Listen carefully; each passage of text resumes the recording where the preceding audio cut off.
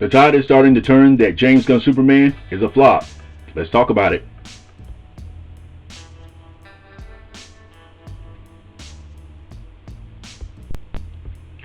Alright, let's get into it. James Gunn Superman ends his theatrical run. How much did it make?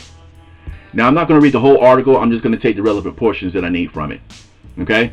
Rated PG-13, Superman officially ended its domestic theatrical run on October 2nd, when it earned $3,588 from 71 theaters, bringing the film's final North American box office tally to $354,184,465, according to the numbers. Combined with the film's international ticket sales of $261,100,000, Superman's worldwide box office gross ended at $615,784,465. Superman had a production budget of $25 million, plus a worldwide marketing budget of $125 million, Variety reported after the film was released in theaters in July. Okay, given that films generally split the ticket sales 50-50 with theater owners, this means that Superman's theatrical net equates to nearly $308 million. The amount, of course, does not reflect any residuals that are being paid out or other miscellaneous expenses associated with the film. Even going with the $308 million before taking the other expenses into account, Superman's net falls below the $350 million Warner Brothers spent on the production of the film and marketing. Whether Superman will ultimately end up making or losing money, though, is yet to be determined, since Warner Brothers will earn money from premium video on demand, streaming video on demand, and other revenue streams, including dollars earned from licensed merchandising. Okay, now, the very fact that Forbes has gone out of their way to be able to show that they can actually track real results of success and wealth to see whether or not this is a success or not speaks volumes. Because when Forbes makes it clear that Gunn Superman failed at the box office or fell below, it fell below what it is to be able to make a profit, it shows that we're not the only ones seeing this. They actually know how to read the numbers, okay? Because the biggest problem that people who have been critical of Gunn and Gunn's DCU is the fact is that it's moving with the momentum as if it has a success to speak from, to pretend that they can actually replicate that so-called success, right? And the very fact that Forbes can see this, it's not too long. It's not gonna be. I don't predict that less people are actually going to speak out about this. I think more people are going to speak about this. I think it's also going to be determined by the climate as to when people feel comfortable, when outlets feel comfortable to be able to say it. But the very fact that Forbes is the first to really say this, to come out, be very vocal about it, I don't think it'll take too long for other outlets to get the climb right on board. But one of the things I've also noticed about this is that this doesn't come too long after David Zaslav pretty much had to make the Batman Part 2 to become a real priority to the shareholders of Warner Brothers Discovery, because it shows like a no confidence vote. It shows like a no confidence vote for James Gunn of anything that he's planned or has already been doing. This shows that he had to make this a priority, because if left up to Gunn, it would have stayed in the dark, hidden and buried somewhere, and never would have happened. And he would have kept stalling until he made an excuse as to why the Batman Part 2 never would have been seen the light of day.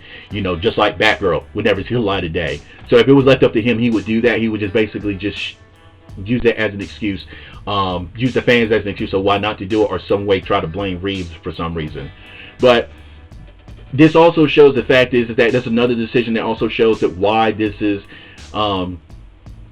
Superman being a flop is resulting in Forbes able to see this, because as well as the Batman Part 2 that's been hidden because the Batman was the success by Reeves, as well as the Penguin was stuck to one season, because when Gunn took over, he pretty much made everything that wasn't his put to a standstill, and the Penguin didn't get a second season, right?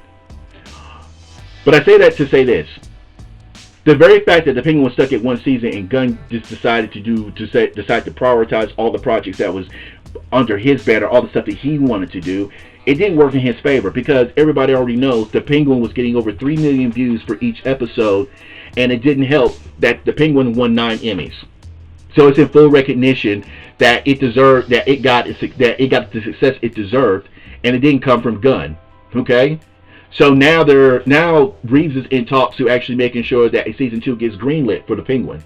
Okay, so that doesn't, and Gunn has nothing to do with that, which is another thing that is a problem for Warner Bros. For this is a problem for DC Studios because Gunn is getting in his own way because he doesn't know how to delegate, and he doesn't know how to give recognition. He doesn't know how to let alternate voices, let alternate voices or other artists and other creatives to be able to maintain their own properties and be able to maintain their own visions while not being intimidated by them.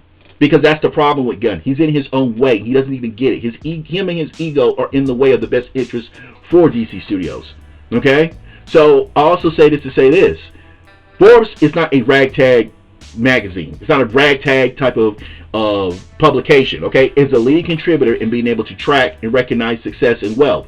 So it's important to realize that they're just pointing out the facts, just like I am, just like other people are when they're on their channels when they have these criticisms towards Gunn. Okay? And it just goes to show these facts are not new. They've been out here for a while.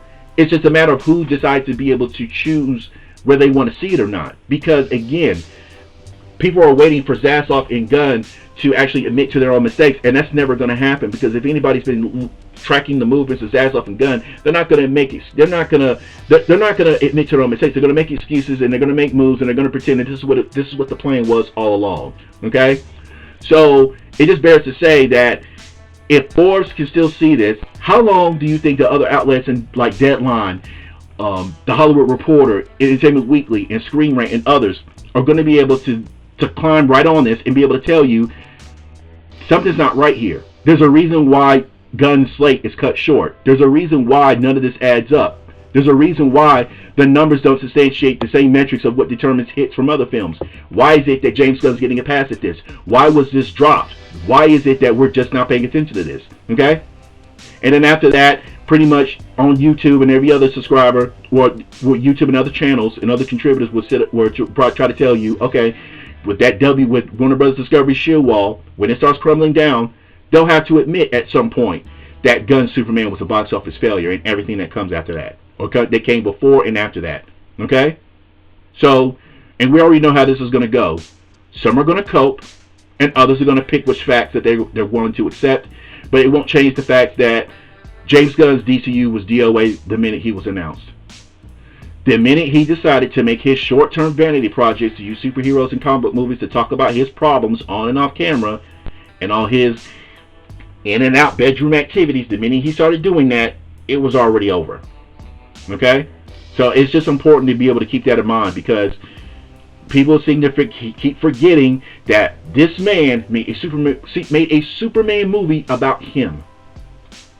It made Peacemaker about him, and for some reason, everybody who, all the cultists and everybody involved, wants to pretend that this doesn't have a bearing on box office, let alone appeal, or a subscription service, or even when the subscription service, you're looking at it and you don't even want to spend time to do it, even if you already get a subscription, look at all the movies all the movies and television shows you want, and it don't really cost you anything extra, but you still don't want to spend extra time on that. It speaks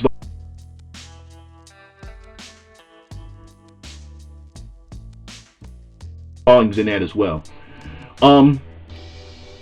Also, another thing I want you to bear in mind is, if Forbes can detect this failure within James Gunn's DCU, what makes you think that Netflix, Paramount, Skydance, and Comcast can't see this either? Because it makes it even more clear that whoever decides to take over, the financials will play a huge factor in not only what content will take priority, but who will be able to keep their jobs based on performance and financial results. You know, the real bottom line that matters, and not the one that Zaslav and Gunn keep with their cultists. They keep trying to move the goalposts every 5 minutes, every time they lose the argument on facts alone. But the very fact that these entities, when you have Paramount, Skydance, and Netflix, and Comcast, they're going to look at this a lot differently than we are. They're actually going to go through every financial. They're going to look at everything that they see attractive and unattractive, and they're going to do what's in the best interest of their company. So what makes you think that if Forbes picks this up, that they're not looking at the same thing? They probably have more dirt on this company than anybody else does, and they're probably looking at a lot more. They're being a lot more critical than we are. So the very fact that Forbes is seeing this, I do believe that this will have a bearing on the sale or the merger, whatever it is classified under. It will have a bearing on it, because we already know that Zassoff wants to keep his job in the discovery capacity, and that might impact it. Just considering the fact of the decisions he's made so far, as well as Gunn, and both of them have not made good decisions, and this will definitely play a part as to the value of how they value Warner Bros. Discovery and DC Studios, as opposed to the surface level value that they want them to see. So I just think that it's very important to be able to keep that in mind. But I found this Forbes article very interesting. And at the same time, the very fact that Forbes was able to pick this up, was able to detect this, it shows the fact is there might be a huge tide coming on whether or not that James Gunn and Zassoff keep their jobs later in the future. For how long and in what capacity is yet to be seen. But I would definitely stay on top of it to see what happens. I'm definitely interested in seeing what happens. But that's all I have so far. Again, I was going to say, but I want to know what you guys think. Be respectful in the comments. Remember to like and subscribe, and I will keep you apprised. I will keep you apprised of other news and other updates. Until the next video, peace.